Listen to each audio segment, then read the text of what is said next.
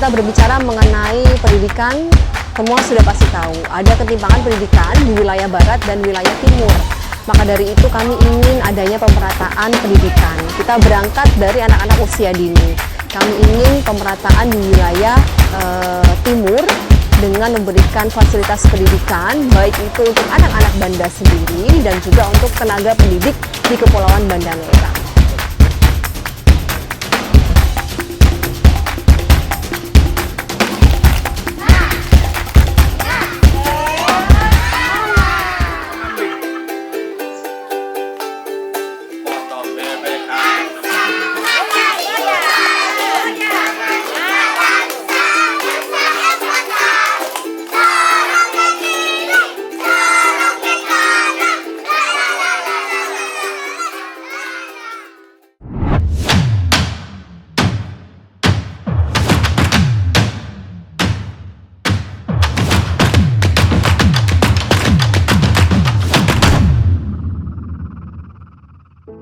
Kepulauan Banda ada satu getaran yang membuat kita ajak kembali ke masa beberapa ratus tahun yang lalu, di mana Banda merupakan salah satu fokus utama dunia.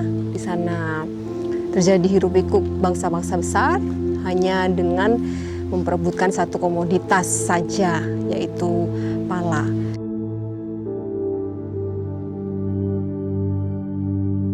Begitu kita sudah sampai di tempat wisata, tidak hanya menikmati wisatanya saja, tapi apa yang bisa kita lakukan, apa yang bisa kita berikan untuk kepulauan yang memang jauh dari mana-mana, dari sisi transportasi, kemudian dari sisi wilayah di Indonesia, karena ini di wilayah timur Indonesia. Jadi kita hanya datang bukan sekedar untuk menikmati wisata alamnya saja, tetapi poin pentingnya apa yang bisa kita berikan untuk Banda.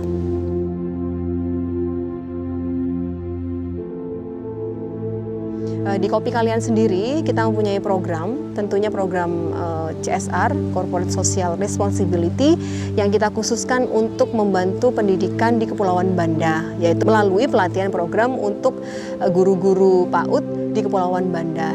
Dan kita juga membuka kerjasama dengan platform kitabisa.com untuk memberikan bantuan untuk anak-anak Banda, tentunya dengan produk yang kami jual, yaitu kopi pala, di mana 50%-nya akan kita sumbangkan untuk pendidikan di Banda.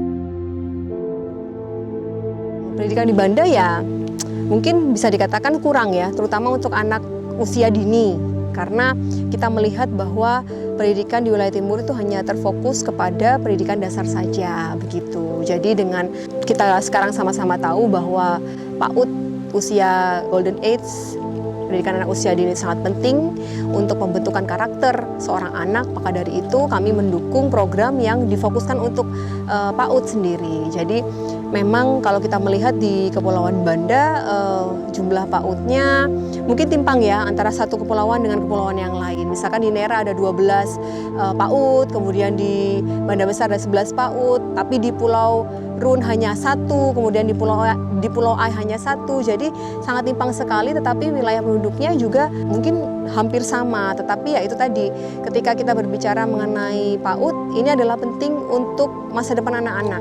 Seperti itu. Jadi fokus kami adalah bagaimana kita memberikan capability dan kapasitas yang baik untuk anak-anak dan untuk tenaga pendidik supaya mencetak generasi penerus bangsa yang baik untuk Banda sendiri.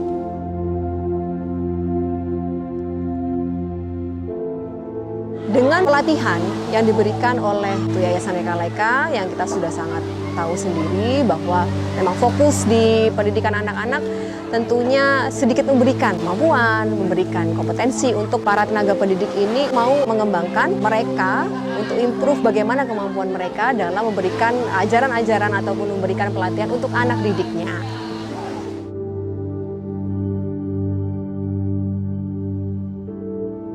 Ya, semoga dengan apa yang dimiliki Banda, keindahan wisatanya, kemudian bagaimana situs-situs sejarah yang ada di Banda, bagaimana keindahan wisata lautnya, biota lautnya, sebagai anak-anak Banda ya kita harus memikirkan bagaimana Banda ke depan bisa dilirik oleh Indonesia, terutama di kancah internasional, bisa menghadirkan wisata-wisata yang memang memberikan sejarah kepada kita semua sebagai masyarakat Indonesia. Dan kalau kita tahu memang transportasi di Banda sendiri ya yang sangat susah. Jadi kami ingin generasi-generasi di Banda, tentunya anak-anak Banda ini mulai memikirkan pulau ini, pulau yang sangat indah, pulau yang sangat cantik ini bisa dilirik di kancah internasional dan bisa menjadi destinasi wisata. Pak Nedong, Bung, kabar bagaimana? Baik-baik kah?